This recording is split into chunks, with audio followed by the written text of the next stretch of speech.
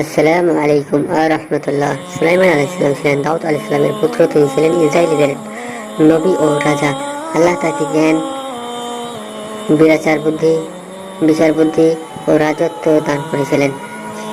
ছোটবেলা থেকে সুলাইমান আলাইহিসসালাম ছিলেন বুদ্ধিমান ও বিচক্ষণ। দাউদ আলাইহিসসালাম তাকে বিশেষভাবে শিক্ষা দিতেন। আল্লাহ তাকে জ্ঞানে পরিপূর্ণ করে তুলেছিলেন। দাউদ আলাইহিসসালাম এর মৃত্যুর পর সুলাইমান আলাইহিসসালাম নবুয়ত ও রাজত্ব লাভ করেন।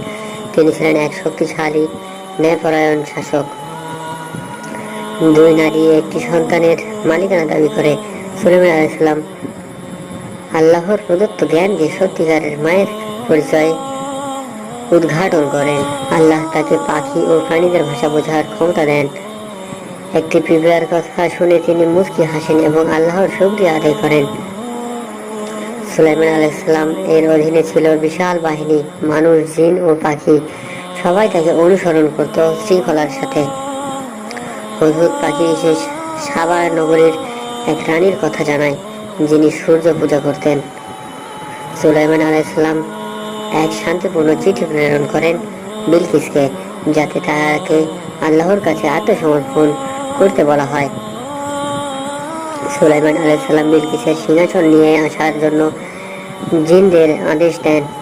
এক জিন মুহূর্তের মধ্যেই সেই সিংহাসন এনে দেন। বিলকিস আসার পর সুলাইমান আলাইহিসসালাম তার সিংহাসনের রূপ পরিবর্তন করে তাকে পরীক্ষা করেন।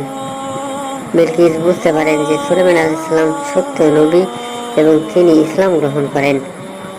সুলাইমান আলাইহিসসালাম জিনদের নিয়ে মসজিদ, প্রসাদ, পাত্র, মূর্তি ইত্যাদি তৈরি করতেন, যা আল্লাহর নির্দেশে হয়।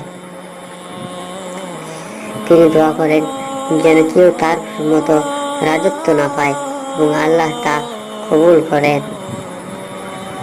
তিনি একটি লাঠিতে ভর দিয়ে দাঁড়িয়ে থাকা অবস্থায় মৃত্যুবরণ করেন। তার মৃত্যু অনেক সময় গোপন থাকে। পোকা তার লাঠি খেয়ে ফেললে তখন সবাই বুঝতে পারে তার মৃত্যু হয়েছে। সুলাইমান আলাইহিসসালাম এর মৃত্যু থেকে শিক্ষা: কোনো জিনও অদৃশ্য ভবিষ্যৎ জানে না এবং রাজত্ব চিরস্থায়ী হয় না। প্রিয় বন্ধুরা, নিত্য নতুন এরকম ভিডিও দেখতে এবং নতুন কিছু শিখতে আমাদের চ্যানেলটিকে সাবস্ক্রাইব করে আমাদের সাথে থাকুন। ধন্যবাদ।